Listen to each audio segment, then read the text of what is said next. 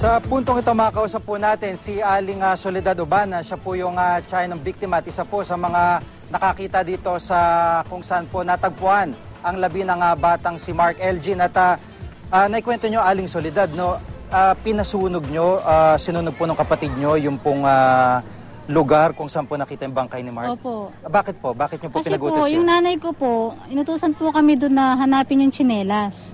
Kasi may sinabi yung pulis na posibilidad na nalaglag din bata. So may kasamang tsinelas sana yun. Ngayon, yung pinagkahulugan ng bata, wala na yung bangkay doon eh. Nakuha na. Opo. Kumbaga, nailagay na sa punerarya, na iuwi na ulit dito. Nung hapon, umuwi ako sa amin, galing ako doon sa ama ng bata, kasi doon ibinurol yung bata. Pinahanap nga na nanay ko yung baka nga posibilidad yung tsinelas na iwan doon. So lumusong kami doon, kasama ko po yung 1 taong gulang kong anak. Naghanap kayo doon? Eh ang baho po talaga. Kasi yung pinagkahulugan ng bangkay, parang may mga dugo-dugo pa doon na umaalingasan, hindi po namin kaya, kaya umahon na kami kaagad. Sabi ko nun sa kapatid ko na naiwan doon, ginaganon niya kasi yung kasi nahanap nga yung tsinelas na nawawala. So ngayon, sabi ko, sunugin mo na lang para mawala yung amoy. Yun lang po. Pero yung intention po na mawala yung interview na ganun, hindi ko po intention na na burahin. Pero pagkasunog ho ba, meron ho kayong nakitang bakas na meron nung natunaw na tsinelas doon? Wala po. Wala po kami nakita.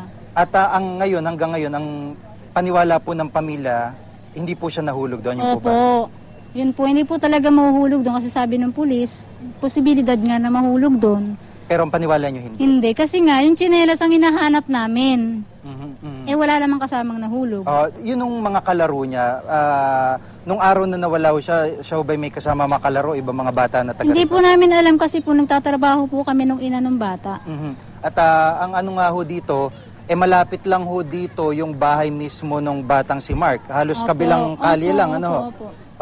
Sa ngayon ano ho ang masasabi nyo dito sa sinasabi ng pulis na maaring yun nga ho, nahulog siya at maaring kinain ng hayop. Ano po ang masasabi nyo po doon? Kasi po kung kinain din yun ng hayop, dapat yun kasi yung bangkay talaga, nung pag nakita namin sa morgue, kasi nandun kami nung hinuhugasan yung bangkay ng bata. Kung hayop yun, dapat may ngipin yun na mabakas. Wala po kaming nakita. Yun lang po. Opo. Maraming pong salamat. Si Aling Soledad Ubana, siya po yung tiyahin ng biktima na isa po sa mga unang nakapunta nga po dun sa kinatagpuan, sa lugar kung saan natagpuan ng bangkay nito si Mark Elgin. At kanina po, nakapanayam natin, nagsabing isa siya sa nagutos para sunugin yung mismong lugar na iyon.